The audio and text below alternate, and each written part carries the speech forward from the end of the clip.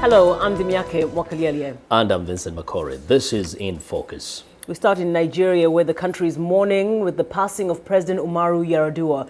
Mr. Yar'Adua died late Wednesday at the presidential villa. He was 58. VOA Scott Stearns is in the Nigerian capital, where Goodluck Jonathan was sworn in early Thursday as Nigeria's new leader. It was a somber swearing-in for President Jonathan, who's been running Nigeria for the last several months during the prolonged medical absence of Nigeria's leader. President Yar'Adua died late Wednesday in Abuja at the age of 58, 10 weeks after returning from medical treatment in Saudi Arabia. This is the Nigerian Television Authority. We are breaking the ongoing program to bring you a breaking news. The President and Commander-in-Chief of the Armed Forces, Alhaji Umaru Yar'Adua, died a few hours ago in the presidential villa.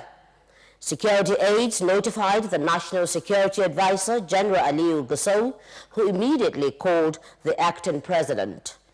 The late president has been ill for some time. We shall bring you an official statement as soon as possible. You're watching Nigerian Television Authority. Government ministers gathered at State House following the announcement of the president's death. Mr. Jonathan's spokesman, Iman Naboro, says there'll be 7 days of mourning. The acting president has received this news with shock, sadness. And the nation is in mourning, and I'm sure that the entire world mourns with us tonight.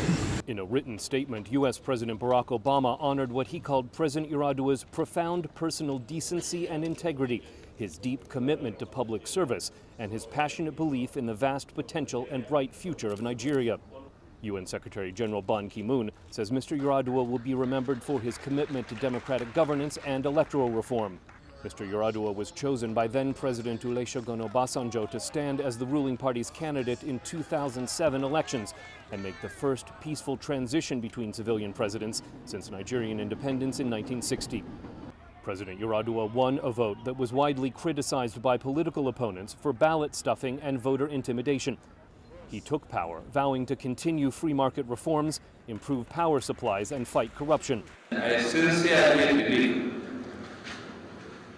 that I have the mandate of Nigerians as provided for me by the conduct and the outcome of the 2007 presidential elections. President Yar'Adua's biggest accomplishment was an amnesty program for militants in the oil-rich Niger Delta, whose campaign of violence cut Nigerian oil production to record lows.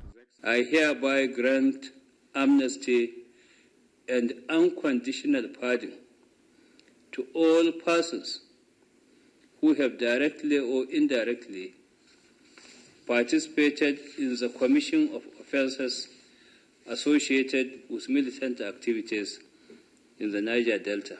But a history of kidney disease and heart trouble cut short his first term and led to protests demanding that the president step down because he was too ill to continue in office. Lawmakers made then Vice President Jonathan the country's acting leader 2 months ago.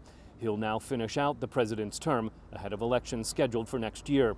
Preparations for that vote are dividing the ruling party. President Jonathan has not ruled out running for election, but he's from southern Nigeria. The ruling party's chairman says the next candidate should be from northern Nigeria, fulfilling a promise made to northern politicians as part of an informal power-sharing agreement that divides the presidency between the mainly Muslim north and largely Christian south every 2 terms. Scott Stearns, VOA News, Abuja.